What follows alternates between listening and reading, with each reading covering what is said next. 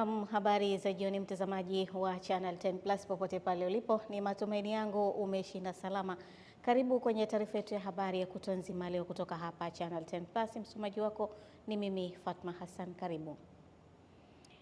Serikali imesaini rasmi mkataba wa utekelezaji wa mradi wa uendeshaji wa bonde la Mto Msimbazi wenye thamani ya zaidi ya dola milioni 200 za Kimarekani, ambayo ni sawa na zaidi ya bilioni 195.6 za Kitanzania, mradi ambao unatarajiwa kudhibiti kabisa mafuriko ambayo yamekuwa yakisababisha usumbufu mkubwa jijini Dar es Salaam. Taarifa zaidi na Kisa Mwaipiana. Ujumbe wa serikali ya Tanzania katika hafla ya utiaji saini mkataba huo umeongozwa na Waziri wa Nchi Ofisi ya Rais TAMISEMI, Profesa Riziki Shemdoe, ambaye amesema mafanikio hayo ni mwanzo wa safari ya utekelezaji wa maono ya juu ya Rais wa Jamhuri ya Muungano wa Tanzania, Mheshimiwa Daktari Samia Suluhu Hassan, ya kumaliza kabisa changamoto ya mafuriko na kufungua fursa mpya ya uchumi, ajira na maendeleo endelevu kwa jiji la Dar es Salaam.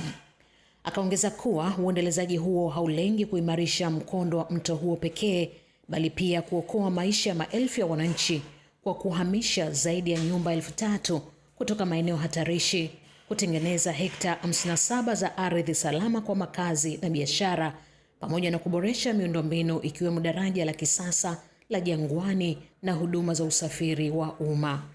Ni mpango wa kijasiri na wenye maono ambayo utabadilisha sura ya Dar es Salaam. Ni mradi utakaowaletea matumaini, fursa na maisha bora zaidi kwa vizazi vijavyo. Msimbazi sio mto tu, ni maisha ya watu wa Dar es Salaam na ni maji yaliyobeba historia. The World Bank Group is proud to support this project. Benki ya Dunia inajivunia kuunga mkono mradi huu kwa kushirikiana na wafadhili wenza, serikali ya Uholanzi kupitia Invest International na serikali ya Hispania kupitia shirika la ushirikiano wa maendeleo la Hispania AECID. Ushirikiano wao umekuwa wa msingi kufikia hatua hii muhimu. Tunazipongeza serikali ya Tanzania na ofisi ya Waziri Mkuu, tawala za mikoa na serikali za mitaa.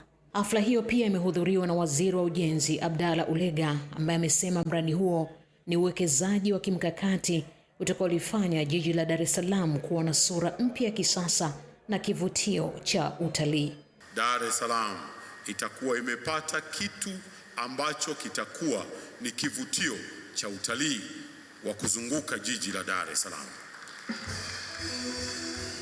Haitakuwa ajabu kwa kazi nzuri mnayoifanya ya kuongeza kina cha Mto Msimbazi kama vitatengenezwa cruising boats.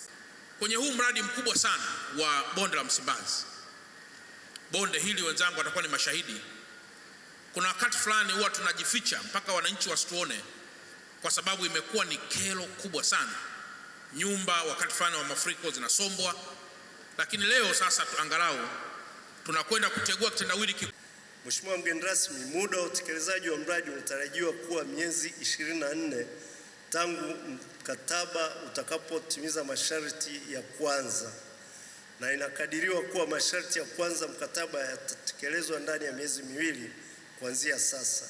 Katika hatua nyingine, Waziri Profesa Shemdoe ameuagiza uongozi wa mkoa wa Dar es Salaam kusaidia kutafuta maeneo mbadala kwa ajili ya wafanyabiashara wanaoendesha biashara zao katika eneo hilo la mradi. Uhamishaji wa wafanyabiashara waliopo katika eneo la mradi, ikiwemo wasafirishaji wa mizigo, soko la Kigogo na gereji, utahitaji mipango iliyoratibiwa na iliyo makini. Tunaomba serikali ya mkoa wa Dar es Salaam kusaidia kutafuta na kuandaa maeneo. Kutoka Dar es Salaam, Kisa Mwaipiana, Channel 10. Shukrani sana Kisa Mwaipiana kwa taarifa hiyo. Wakulima wa kijiji cha Mbuyuni wilayani Mbarali mkoani Mbeya wamelalamikia wafugaji kuingiza mifugo kwenye mashamba yao kabla ya kuvuna mazao. na kwamba kitendo hicho kinahatarisha usalama wa chakula na amani, pia kutokana na wafugaji kuwapiga wanapowazuia kuingiza mifugo kwenye mashamba yao. Taarifa zaidi na Rozi Chapewa.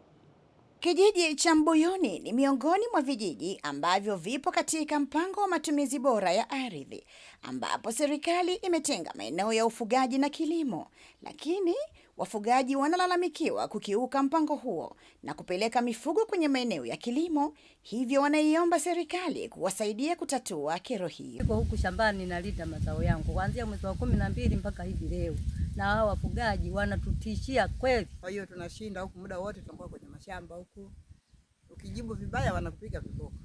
Yaani jinsi tulivyo, yani tunateseka, tunavuna mazao wakati mateta. Wakulima wanaeleza athari wanazozipata kutokana na wafugaji kupeleka mifugo kwenye mashamba yao na kula mazao.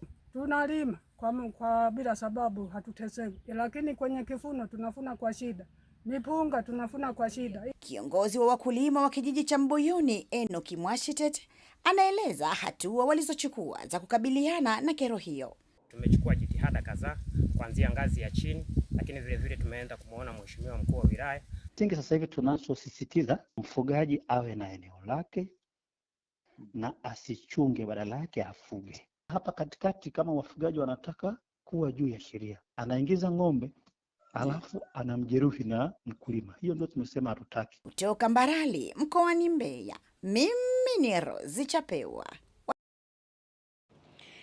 Zaidi ya wananchi 600 waliopo katika vijiji vitatu vya Majojoro, Kapompa na Mwitikio katika kata ya Kiloli wilayani Sikonge mkoani Tabora wanatarajiwa kunufaika na upatikanaji wa hati za hakimiliki za kimila kufuatia kuanza kwa zoezi la kuhakiki maslahi ya ardhi ya upimaji wa mashamba yao. Taarifa zaidi na Adela Moses.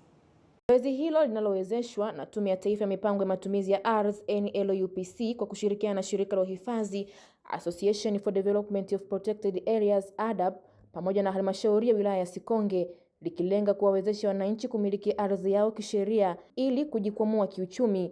Na hapa mkuu wa wilaya ya Sikonge Thomas Myinga akizindua zoezi hilo anatoa kauli ya serikali.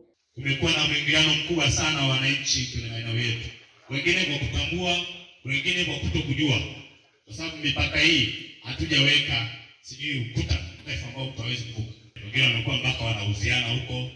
Akizungumza katika zoezi hilo la ugawaji hati katika kata ya Kiloli wilayani hapa lililowezeshwa na taasisi hiyo, mkurugenzi wa mipango ya matumizi ya ardhi, usimamizi na uratibu kutoka Tume ya Taifa ya Mipango ya Matumizi ya Ardhi Bwana Jonas Masingija ameelezea aina na idadi ya hati zinazotolewa kwa kijiji hicho, sawa na meneja mradi taasisi isiyo ya kiserikali ya uhifadhi endelevu wa maeneo tengefu ADAP kwa kushirikiana na serikali Bwana Lomanus Mwakimata akibainisha dhima ya mchakato huo. Lengo lilikuwa kwamba kwa kila kijiji tuweze kutoa hati za haki miliki za kimila 200 kwa kila kijiji. Lakini utashangaa siku ya kwanza, ya pili, ile ya tatu tulikuwa tumeshavuka malengo. Ambapo hii ni awamu ya pili ya hili zoezi. Kwa kata ya Kitunda tumefanya kazi kijiji kimoja cha Kapumpa, tumekamilisha vijiji vya kata ya Kitunda vyote vimepangwa, ardhi zao zimepangwa vizuri. Hati hizi zitatusaidia sana sisi kama wanakijiji wa kijiji cha Mwitikio. Tunafurahi sana kwaona hadi hapa wamekuja kutuletea hati za kimila. Tushukuru serikali kwa sababu walienda wakachakata kama halmashauri, wakachakata kama wataalamu kwamba zoezi hili lije kwenye kijiji chetu. Adela Moses, Channel 10. Serikali mkoani Tanga imesisitiza umuhimu wa wananchi kunufaika na rasilimali za misitu iliyopo kwenye maeneo yao ili kushiriki kikamilifu katika masuala ya ulinzi na uhifadhi na kuepusha vitendo vya uhalifu wa misitu hiyo. Kutoka Tanga, Ernest Mbezi ana taarifa kamili. Hayo yamesemwa na afisa mipango mkoa wa Tanga Bi Amina Saidi kwa niaba ya mkuu wa mkoa wa Tanga Balozi Dr. Batilda Buriani wakati akifungua kongamano la wadau wa uhifadhi wa misitu lililofanyika mkoani hapa. Jamii zikipewa mamlaka na kunufaika moja kwa moja na rasilimali, zinakuwa walinzi bora wa misitu yao.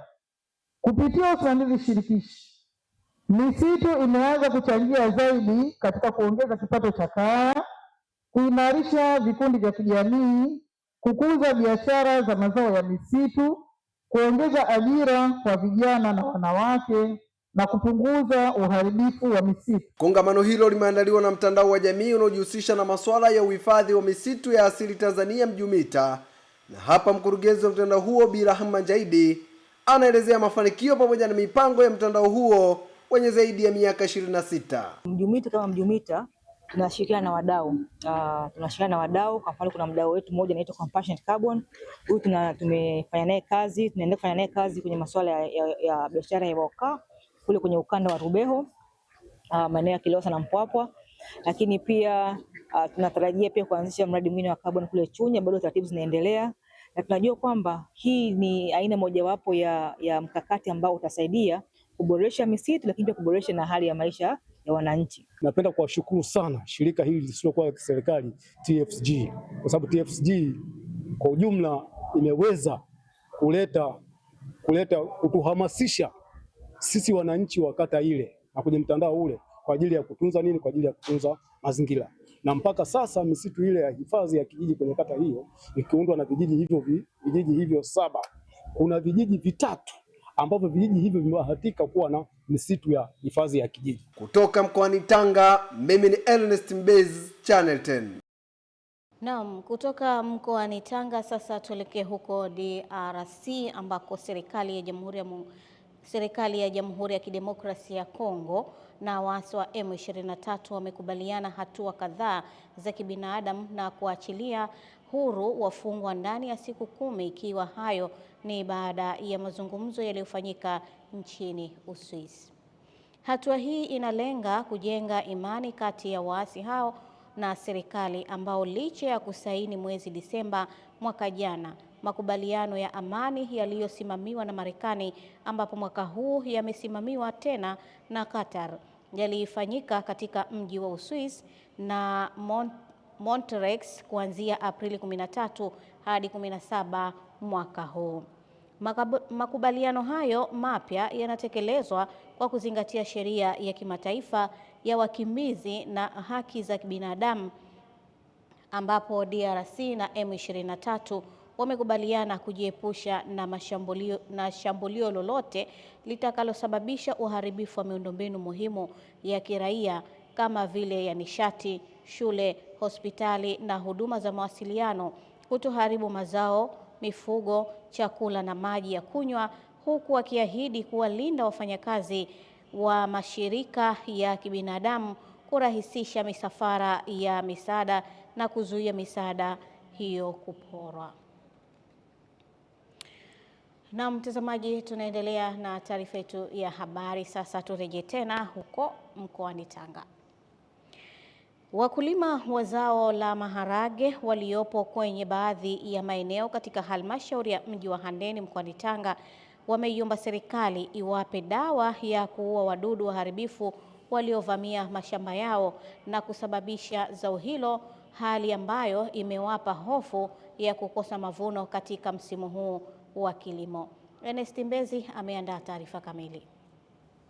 Channel 10 imetembelea baadhi ya mashamba pamoja na bustani zinazolimwa zao hilo, na hapa wakulima hao wanaelezea changamoto hiyo ya wadudu waharibifu wanaoendelea kushambulia kwa kasi zao hilo. Changamoto ambayo inajitokeza ni wadudu. Wadudu wameanza kushambulia maharage yakiwa madogo. Yaani wanatusumbua kwa kweli, hatuelewi tufanyeje. Tungependa kama serikali ingetusaidia dawa kwa ajili ya wadudu. Maharage yanashambulia majani tu. Na isitoshe kwa ninavyoona mimi, majani yakishambuliwa mara nyingi maharage mpaka hapo tayari hayawezi kuendelea tena. Akielezea changamoto hiyo na mipango ya utatuzi wake, kaimu afisa kilimo katika halmashauri ya mji wa Handeni Bwana Leopold Ngowi amesema kwa msimu huu wa kilimo huwa halmashauri itatoa viuatilifu vya kuzuia wadudu wa mazao kwa ujumla ambao ni mazao ya mahindi pamoja na maharage. Kwa hiyo tuna takribani ya lita 3,000. Hata hivyo, Channel 10 imemtafuta kwa njia ya simu mwenyekiti wa halmashauri ya mji wa Handeni Bwana Amiri Mwariko, na hapa anatoa maelekezo kwa wataalamu wa kilimo kuhusu changamoto hiyo. Ni waase maafisa kilimo wa maeneo ya mitaa pamoja na kata wakusanye zile taarifa kutoka kwenye mashamba ya wakulima wetu, ili tuone ni jinsi gani tunaweza tukawasaidia kama halmashauri. Kutoka wilayani Handeni mkoani Tanga, mimi ni Ernest Mbez, Channel 10. Pakistan imeendelea na maandalizi ya duru mpya ya mazungumzo kati ya Marekani na Iran siku chache kabla ya makubaliano ya kusitisha mapigano kukamilika, ingawa bado hakuja kuwa na maelezo ya wazi kama mipango hiyo itabadilika. Rais wa Marekani Donald Trump tayari amesema wapatanishi wake wanaelekea Pakistani, huku kwa upande wake msemaji wa Wizara ya Mambo ya Nje wa Iran Ismail Baghei amewaambia waandishi wa habari mjini Teherani kwamba hakuna maamuzi yaliyofikiwa kuhusu mazungumzo hayo. Wakati hayo yakijiri, China imeelezea wasiwasi kuhusu hatua ya Marekani ya kukamata meli yenye bendera ya Iran iliyojibu kukwepa kizuizi cha majini na kuzitaka pande zote mbili kurejea mazungumzo ya amani.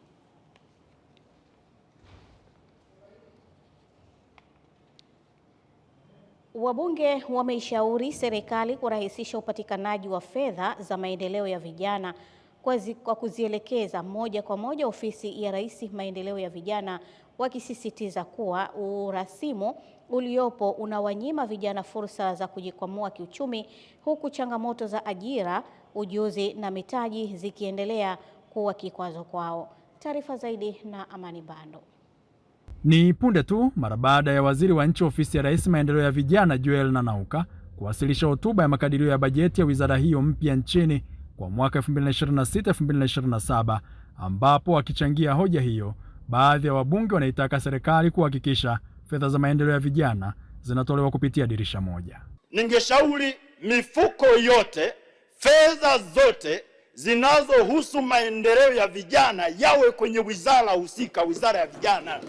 Hata tukimuuliza kwamba hizi fedha zimefanya nini, awe na majibu kwamba bilioni 200 hizi zimefanya 1, 2, 3. Bado vijana wana maswali wanatuuliza, hivi ni nani coordinator wa hizi fedha?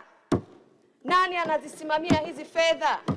Waziri wa vijana amepewa mandatory tu ya kupokea, lakini coordinator hizi fedha ni nani? Sisi tukiwa tuna maswali yetu tumuulize nani kwenye wizara za kisekta. Kwa upande wa maoni na ushauri wa kamati ya kudumu ya Bunge ya ustawi na maendeleo ya jamii ni kuwa serikali ihakikishe fedha zinazotengwa katika bajeti zinatolewa kwa wakati ili kuwanufaisha vijana nchini. Serikali iendelee kutengeneza fursa kwa vijana kupata elimu na ujuzi ambao utawawezesha katika kushindana kwenye soko la ajira ili waweze kujitegemea. Ni kuhakikisha kule katani kwetu na kwenye mikoa yetu. Kwa hiyo tunapambania, tunataka kuona kata zetu kwenye ofisi za serikali kuhakikisha wanawahudumia wa vijana ambao wanahitaji kupata hizi pesa. Tumeona vijana kikubwa wao wanachokihitaji ni kama nchi na wao iwaangalie. Kama nchi na wao wapate ajira. Ajira yoyote ile, iwe ajira ya sekta ya ajira ya binafsi au ajira ya kuajiriwa. Lakini pia iwe ajira rasmi au ajira ambayo sio rasmi.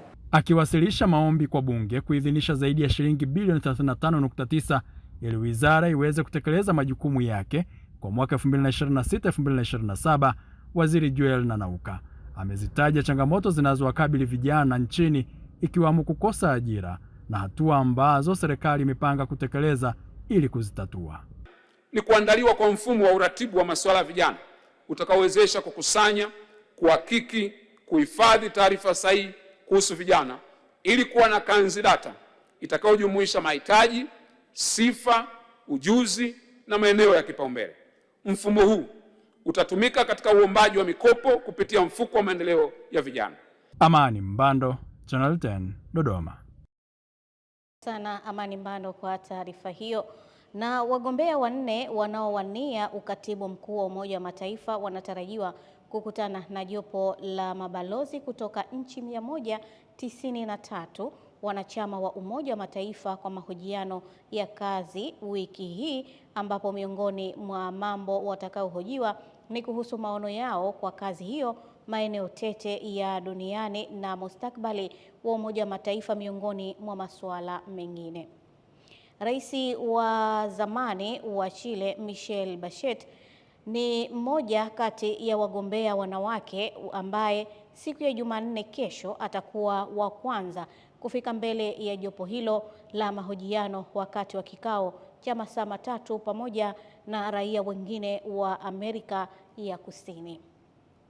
Baada ya Bachelet atafuatwa na mkuu wa shirika la kimataifa la kudhibiti nguvu za atomic IAEA, Rafael Mariano Gross kutoka Argentina, na siku ya Jumatano itakuwa zamu ya mkuu wa masuala ya kibiashara wa Umoja wa Mataifa Rebecca Grespan na hatimaye rais wa zamani wa Senegal Macky Sall.